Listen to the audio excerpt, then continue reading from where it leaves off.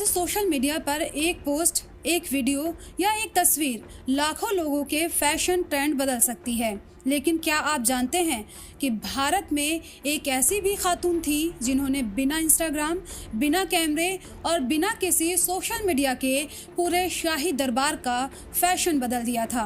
इतना ही नहीं, उनके पहनावे, उनके गहने, उनके इत्र और यहाँ तक कि उनकी पसंद के कपड़ों की नकल मुगल सल्तनत के बड़े बड़े अमीर और शाही परिवार करने लगे थे। हम बात कर रहे हैं मुगल सल्तनत के सबसे मशहूर मलिका नूरजहां की।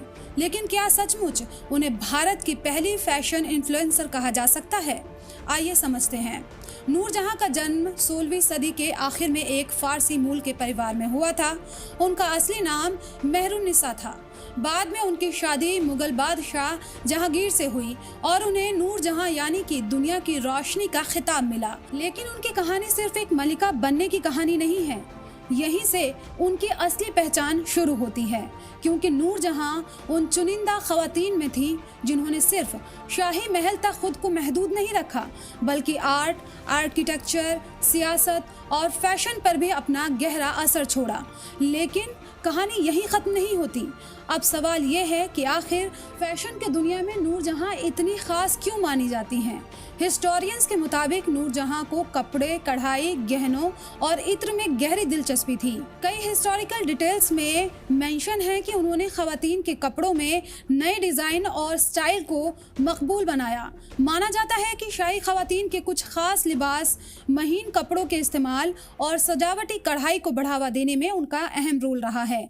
यानी वो सिर्फ फैशन पहनती नहीं थी, बल्कि फैशन को सिमत भी देती थी। सबसे दिलचस्प बात यह है कि नूरजहां का असर सिर्फ कपड़ों तक महदूद नहीं था। उनका नाम इत्र की दुनिया में भी जोड़ा जाता है।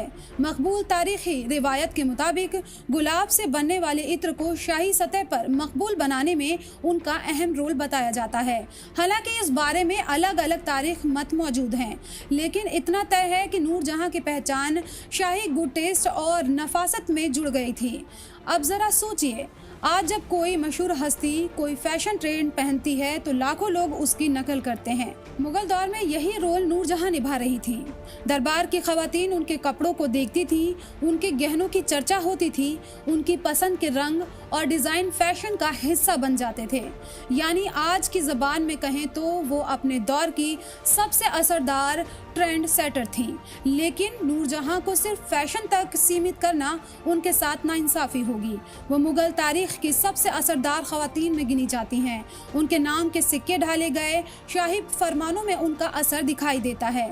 फ़न और सकाफत के तहफ़्फ़ुज़ में भी उनका अहम रोल रहा है।